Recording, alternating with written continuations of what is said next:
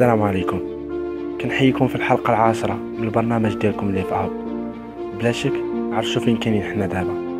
هذه هي مدينة بلملال، كتواجد في الوسط الغربي للمغرب، كتنتمي من سلاسل جبال اطلس المتوسط. هي مدينة جديدة العهد، والدليل ان ما فيهاش منشآت تاريخية بزاف او بنيات معمارية قديمة، ولكن فيها واحد الحاجة زوينة بزاف، وهي الوجهة المفضلة لأي سائح كيجي لمدينة بلملال. حنا دابا كاينين في مدينة بلملال، واجمل حاجة كاينة في مدينة بلملال هي عين سردون. يلا نكتشفوها جميع. ليتس جو.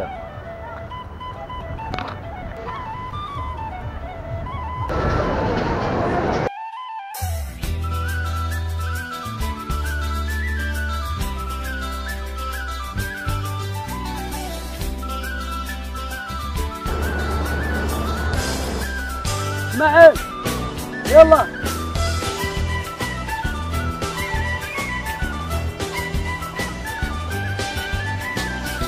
حنا دابا طالعين للقصر ديال عين سردون. كاينه البلاصه منين نطلعوا، ولكن انا قررت انني نطلع من هذا الجبل، واخا صعيبه ولكن مغامره زوينه بزاف.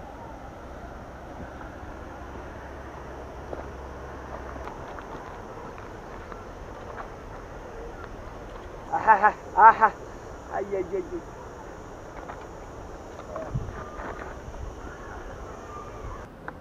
هذا هو قصر عين سردون. الا قدرتي تطلع عليه كتقدر تطلع على المدينه كامل، وواحد الجمال زوين بزاف.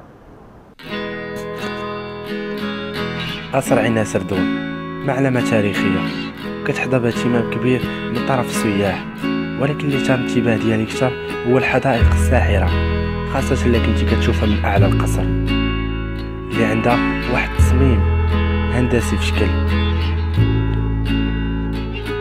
وهو عبارة عن تصميم أندلسي.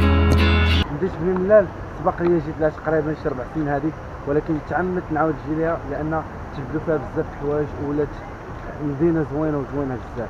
غادي نقول لكم دابا بعض المعلومات. مدينة بلملال كلهم كيهضروا بالأمازيغية. وما يسمنانك. صباح الخير عليكم. من المدينة للبادية أو ضواحي مدينة بلملال، الهدوء والسكينة كتغلب في هذه المنطقة. حقيقة الأمر من أكثر الصعوبات اللي لقيت في هذه الرحلة هو قلة المواصلات، خاصة الأوتوستوب. كتبقى بالساعات باش تلقى في الأخير اللي وصلك للبلاصة اللي بغيتي.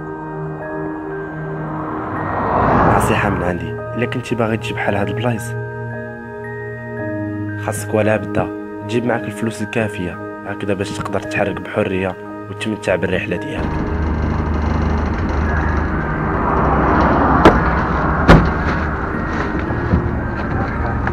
شوفوا السيد هذا مسكين غادي بيكو. الله يبيكم. هذا عيب؟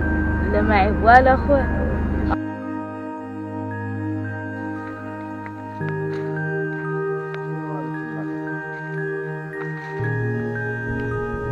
خوكم عنده بزاف د الهوايات، من غير السفر وحب التجارب والاستكشاف، فكاين هناك هوايات مفضلة واللي كنحاول ديما نمارسهم. الأولى هي المغامرات وتسلق الجبال والوصول إلى القمة دائما كتحدي وكتجربة كيعني للكثير.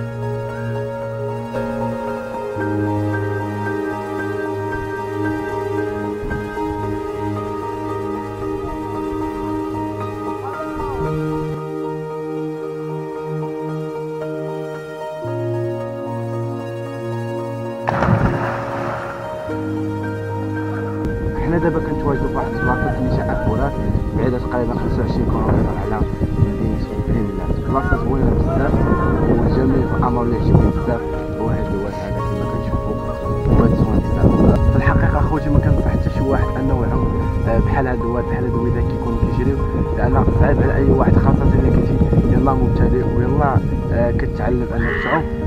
حتى انا في الحقيقه ماشي شي واحد عوام وما كنعومش بزاف، خاصه بحال هاد الويدان ما كنعومش فيهم. واليوم غادي نعيش واحد التجربه مع مجموعه ديال الدراري ان شاء الله.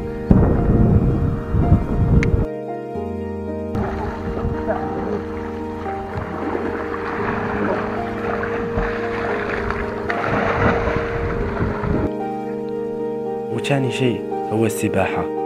من الصعب انك تكون مسافر وانت ما كتعرفش تعوم، لانك كتمر على انهار ووديان خلابة ورائعة ومستحيل ما تعومش فيها.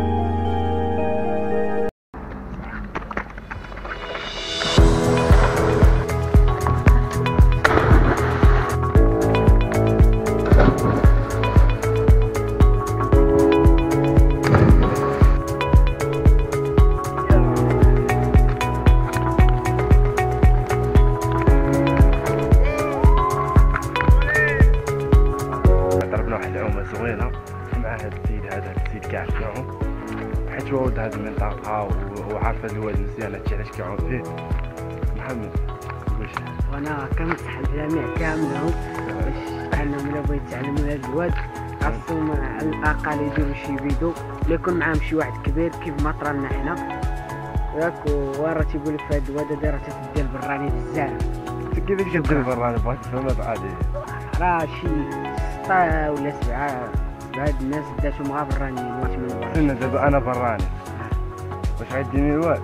عارفني ما يبقاش داكشي زعما خاصك تكون غير عارف. بقات ما فهمتش هاد الاعتقاد هذا. دابا فهمت، عرفتي الهدف من هذا الشيء كامل.